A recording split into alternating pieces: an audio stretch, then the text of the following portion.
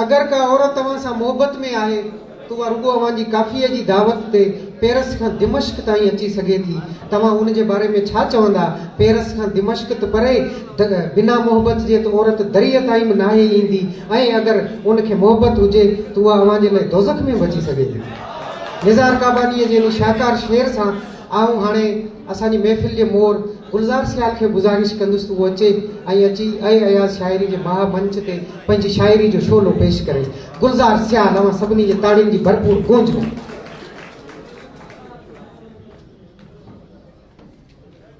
नज़्म आहे साईं।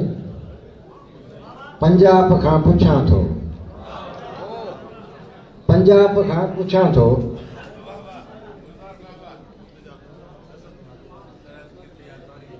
पंजाब खां पुछां थो, सरहद किथे आहे तुंहिंजी?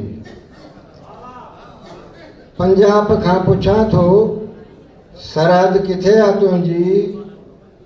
लाहौर खां वरां या वाघा टपी वञा मां, पंहिंजो शऊर परखे नक्शो ॿुधाए मूंखे। पंजाब खां पुछां थो, सरहद किथे आहे तुंहिंजी?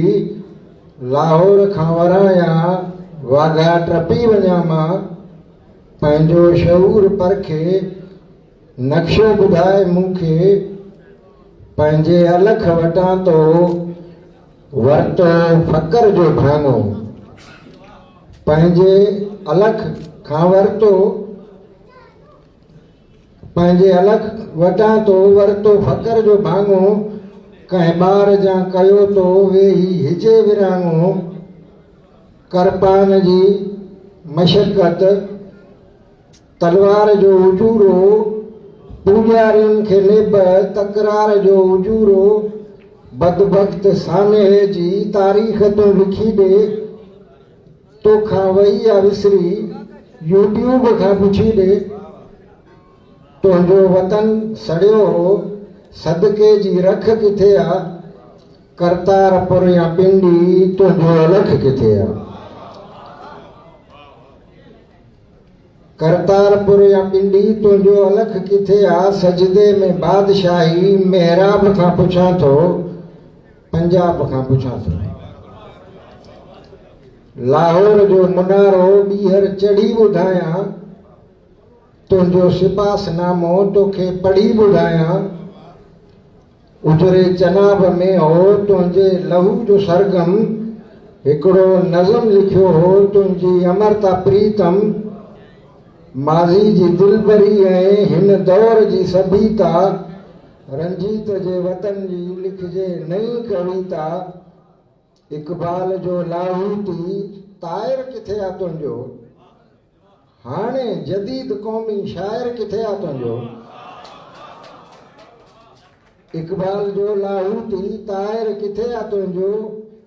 हाणे जदीद क़ौमी शाइर किथे आहे तुंहिंजो? तुंहिंजे अदब जे मुक़रब असहाब खां पुछां थो, पंजाब खां पुछां थो। दर्जा बुलंद आहिनि दुनिया में ख़ूब तुंहिंजा, दर्जा बुलंद आहिनि दुनिया में ख़ूब तुंहिंजा। हिन दौर जा पैगंबर या अयूब तुंहिंजा। तुंहिंजे इमामतुनि में जन्नत क़रीब आहे, जर्नेल जे मरण जो मस्जिद नसीब आहे।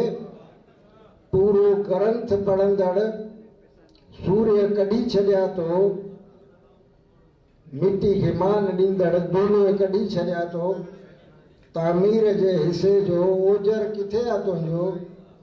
खोले दरी ॾिसी ॾे, ओभर किथे आहे तुंहिंजो?